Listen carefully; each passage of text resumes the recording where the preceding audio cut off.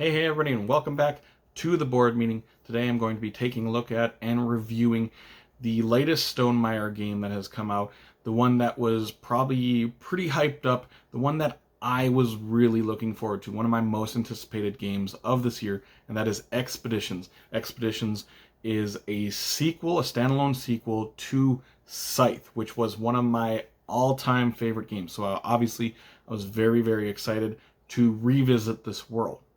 I'll jump into a very, very quick overview of what is happening in this game, and then we'll talk about my personal thoughts on it. So what is this game? This is a big, giant, exploratory game where you are controlling one mech, and you are using that mech to move around the board, gather resources, and playing cards. It is generally a card-driven game. And each turn, you are basically going to be doing two actions most of the time. And the actions are very simple, very straightforward, basically. You are either going to be moving, playing a card, or gathering. When you move, you're going to take that mech and move it up to 3 spaces. If you have a particular mech, that mech moves 4. So you're just moving to adjacent hexes and moving around the board. The gathering action, that is just doing whatever that tile is, whatever tile you are on, you're doing that tile's ability, which are a lot of times gaining workers, or they're getting more cards into your hand, doing different things. A lot of them have to do with getting more cards, using abilities, things like that, of that nature. Then there is playing. You're going to play cards that are in your hand over and put them over into your active side.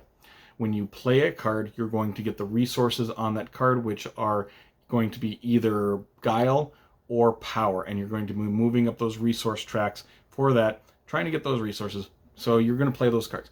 There is also a special ability on all of the cards that require you to place a worker on that card in order to activate that ability. And you're going to want to get these workers to be able to use these abilities. Because if you're just playing a card for these resources, that's not that great. You want to be able to place a worker on these cards to activate these special powers of that card. So you're going to be doing those actions. And each turn you're only going to be doing 2, because each turn you have to block off one of the actions. So you might block off the move action, and so this turn you're just playing and gathering.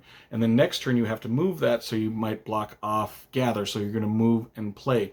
And throughout the game, you might run out of cards to play, so then eventually you're going to have to reset. So on your turn, all you do is reset, so you take that cube off, and then next turn, you get to do all 3 actions again.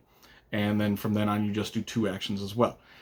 And so you're just going to be moving around the board, playing different cards, getting resources, and this is all in the name of kind of completing these objectives. Kind of like in Scythe, you were trying to place out 6 stars in Scythe. This one you're placing out 4 stars for completing different objectives. And the objectives are, you're trying to complete 4 different quests, you're trying to meld 4 meteorites onto your board, you're trying to get 4 upgraded items, you could get 7 workers or 5 map tokens, which the map tokens are those tokens that are on the unexplored regions. Whenever you go on them, you get that map token and you flip that big tile over, and it's going to expand the tiles that you are able to go on. And the further up you explore, those tiles are generally better. They're going to have better, bigger things that you can do on them. Some other objectives would be that you can get 8 different cards. If you have 8 cards, that's one of the objectives. If you have 7 different conquered, or what are they called? Conquer these different tokens, you're going to be able to finish those objectives. There's one objective that is a 20 conquer token, and if you do that, that's its own objective. And you're just trying to complete 4 of these objectives. But as soon as you finish these objectives, you don't get to place a star out. You have to go on these different tiles that allow you to boast, and that allows you to complete those different objectives. There is like the quest cards. The quest cards are just, you're trying to go to certain spots on these tiles in this region. So if you have a quest 10, you're gonna go to the 10 tile, and you're gonna try to solve that quest. When you quest, you put those quested cards above your player character card sheets There are upgraded items. You're trying to upgrade those, and you're trying to get 4 of those. So you're going to upgrade these cards that are going to give you some kind of special ability throughout the game. You're going to put those on the right side of your player mat. And then there are meteorites, which you're trying to meld those, and you're going to meld those on the bottom of your sheet. And every time you meld a meteorite, you're going to get that special ability plus all the other special abilities of your other meteorites. So by the time you do your 4th melded meteorite, you're going to be activating 4 different meteorites, and all of those are going to get you points. They're going to get you coins. And the whole thing is trying to get coins. Because whoever's got the most coins after the game, that's who wins. And you're going to get coins for like melding the meteorites, or you're going to get points for your stars that you've placed out. But you're going to get points for the stars you've placed out based on how many quests you've done. So if you've done no quests, all those stars that you have out, they're going to be worth 5 points. But if you have 3 quests done, all those stars are going to be worth 10. So you're trying to kind of balance those out, getting a bunch of stars out while getting some quests out to get those stars to be worth more. Your items are also going to get you points. The items that you've upgraded throughout the game are going to get you points. And yep, whoever's got the most points at the end of the game wins. That is a very, very brief overview of the game, but it's not too difficult of a game. I would say this is a medium weight game. You can explain this game pretty thoroughly in about 7-8 minutes, where people don't have too many questions. They might have questions throughout the game, but it's a pretty quick explanation for the most part, especially if you've done it a few times.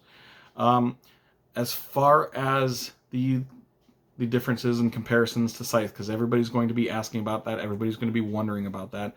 This is a very, very different game from Scythe. This is basically just set in the same setting as Scythe. It's got the big mechs like Scythe, but this has bigger mechs in it, and you have 1 mech instead of the 4 mechs like in Scythe. And that's pretty much just, it has the theme and setting in common of Scythe.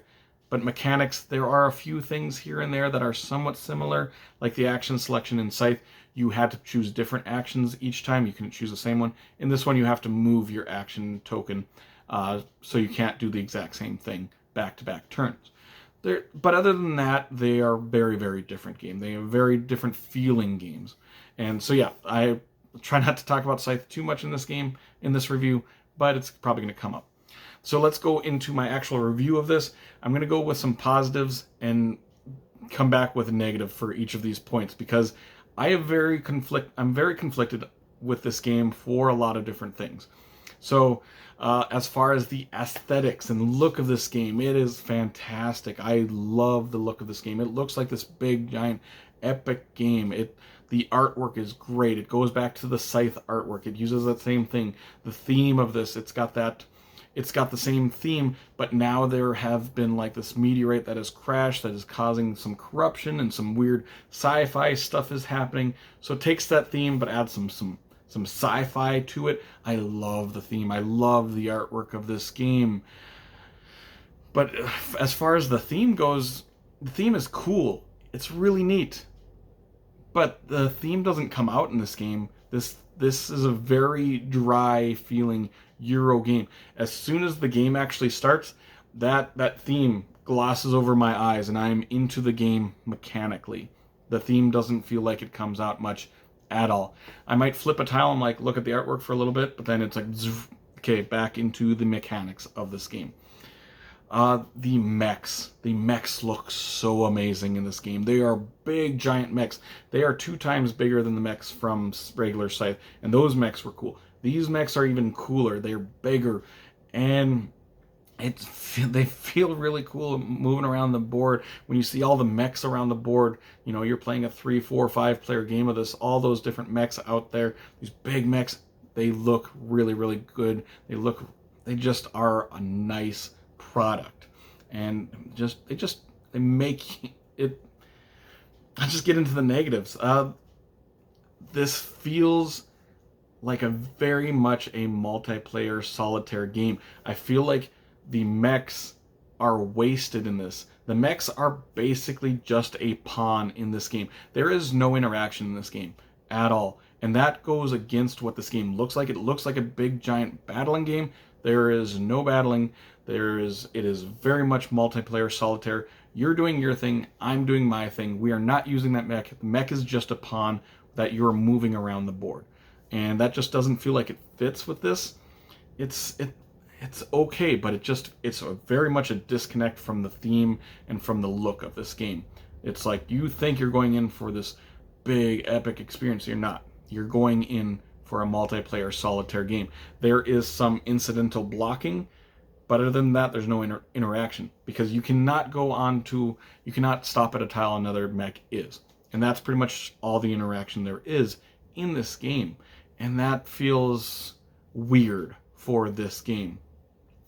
Also, the mech abilities in this game are very underwhelming. They're not like super powerful. In Scythe, you had these really powerful abilities that made you feel really asymmetric. In this game, you have a tiny little power, and that's what your thing is. Like, there's a mech that can move 4 spaces instead of 3. It's nice, but is it crazy? No. There are mechs that when you're fighting corruption tokens, you're fighting 1 less. Okay, it's fine. The one mech that I think was the best was the mech that when you got cards, you got to put them in your hand right away rather than your discard pile. That's not a crazy amazing ability, but I do think that is the best as far as I think. So yeah, the mechs look crazy and cool, but there's no interaction, and the mechs are very mundane as far as their abilities. And I think they did that on purpose because they got such blowback on Scythe for them being not balanced. Even these ones I don't really feel are that balanced, but I don't think it breaks the game because they're such small powers. Like, I think the worst mech ability is probably the one that lets you upgrade 5 times and quest 5 times and meld meteorites 5 times. I think that might be the worst one. But if you do meld 5 times, that's going to get you a lot of points. But that's your only power then, is melding that 5th one. And it just feels underwhelming for sure when you're playing that, especially if you don't even get to the 5th meld or the 5th upgrade. You have no special ability that game, basically. So the downside is I feel like the mechs, it just doesn't match, and they're just not that cool. Some things in this game that I like, it's quick, snappy turns. It's like, okay, on this turn I'm going to move and I'm gather. When I gather, I'm just going to take this worker. Okay, your turn. Okay, you're going to play a card and move, and you're going to do this and that. Boom. And then it's my turn already. And so that's really fun. It's really, like, as soon as I get done with my turn, a minute later, it could be my turn again. So I'm instantly thinking about what I should be doing next turn. And so yeah, quick, snappy turns most of the time. And I say most of the time because the turns are not always 20 seconds. They are anywhere from 20 seconds to 2 minutes. So it's fast, and then someone might be doing a really big move where maybe they're doing all 3 of their moves, and maybe when they're playing a card, it triggers something else, and they're going to do this, and then they're going to do that. Even those long turns, though, they're not crazy long, but going from, like, if you're doing like a 15-second turn, and then it goes all the way around, and some players' turns are taking 2 or 3 minutes because they're doing bigger moves than you, that feels like it slogs down the game a little bit. It's okay, and it's not consistent. There are a lot of times where it's like boom, boom, boom, boom, boom, boom, boom, boom, boom, boom, boom, boom, and then boom, someone's doing something crazy. Okay, wait. Okay, then go. Especially if people are doing the refresh action. I'm not a big fan of the refresh action in this one, because when you refresh, you take all your cards and you just card pile and put them in your hand, but that's all you're doing that turn. You're just refreshing, and then it's another person's turn. That's literally like 1 second. You're like, I'm refreshing. Okay, next person's turn. But if people are taking a long time between turns, and then you're refreshing, and then you got to wait even longer, that feels like you got a lot of downtime for that particular round. It's usually not like that, but it could be, especially with certain people. One of the positives in this game, this is a card game. There are lots and lots of cards in this game. There's a lot of variability. The games can be very different. I've played this game several times now, and I've not seen every card, I don't think. The downside of that is there are lots and lots of cards. If you are looking for particular cards, if you're looking for meteorites, or if you're looking for quest cards, they might just not be coming out at that time. And if there are meteorites that come out and you're looking for those, maybe someone else is looking for them and they snatch it up before you can. And that happened to me in my last game. I wanted to do some meteorites, but the player before me was really concentrating on meteorites as well. And so as soon as a meteorite would come up, boom, they snatch it and I don't get it. And that was just luck of the draw, because there are lots of meteorites, there are lots of quests, there are lots of these different cards. But if they just come out in a weird order where it's not like balanced, maybe no meteorites come out and now one meteorite come out, but that everybody's like, oh, that meteorite, I want that. And boom, that's gone. And that can just happen. But for the most part, it's usually not, but it's just a possibility that it could happen. As far as the game mechanically, this is an interesting efficiency puzzle. It's got that efficiency puzzle like Scythe was an efficiency puzzle. You know, you're playing out cards in a certain order, and there's a nice action selection. You're like, what am I going to do this turn? Which move am I going to not do this turn? And so there's some interesting choices in that aspect of the game. I think it's a really solid mechanical game, a mechanical game. It's you have a lot to think about on your turns. There's a lot to think about. There's a lot to choose from. There are different paths. I just think it's a really solid game mechanically. One of the negative of this is it feels very mechanical. It feels I didn't have these big turns where I'm like, that was a lot of fun. I was like, okay, that was a good turn. Okay, what am I gonna do next? I just didn't have those moments where I'm like, oh, this is so cool. I'm doing this turn, I'm doing this, and I didn't have these crazy fun turns. And you know, that's what games are all about, is having fun. But I didn't have the epitome of it. I was just all like a solid, good, neat game. But I didn't have these highs that I would like from some of these other games when you do these big turns. I just didn't get that from this game. As far as player count, this is a game that I want to play at 2 to 3 players. I do not want to play this game at 4 to 5. 2 to 3 players, I think it's really good. With those quick, snappy turns, you're going to be playing constantly. And if people do have like a 2-minute turn, then you're like, okay, you can sit back and think about what you're going to do in the next couple turns. So 2 to 3 players, I think it works really good. I hear it's a really solid solo game. I have not tried it solo. I'm going to eventually. I just haven't gotten to the solo game yet. As far as 4 to 5 players, the game does not scale at all. There are the same number of tiles out for a 2-player game as there are for a 5-player game. That's weird to me, that there is no distinction from a 2-player game to a 5-player game. It's the exact same game. And if you're playing a 5-player game, you know, at the start of the game, there are 3 tiles revealed that could potentially get you workers. There are 2 worker spots, and there's a spot that lets you do the action of a tile beside it. So if that tile is beside a worker tile, you can go to that spot and get a worker. So at the start of the game, you really want workers. You need workers in this game. If you don't have workers, you're going to not be able to do the abilities of those cards. So at the start of those games, there's only basically 3 spots you can go that are going to get you workers. 3 people are probably going to go get workers right away because they're so important. If you're doing a good move, you're going to get those workers right away. So that blocks off the 4th and 5th players from getting workers right away. And if everybody stays on those tiles a second turn and doesn't relinquish those tiles so the other person can't go get workers, you're 3 turns behind, 4 turns behind of getting these workers, and that can be really frustrating. And I don't think this game was made for 4 to 5 players. I don't want to play this game at 4 to 5 players. It also is going to take a lot longer at 4 to 5 players. At 3 players, expect this game to take 2 hours. At 5 players, it could take... I have not played 5 players. I have played 2, 3, and 4 player games. I've not played 5 players.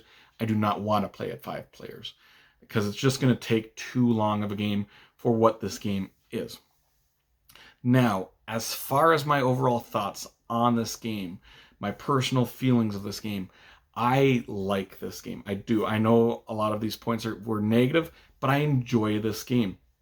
It's just a weird game because what this big this box. It's a big, giant box. It's bigger than Scythe. The box is. It advertises itself as a big, giant, epic gaming experience.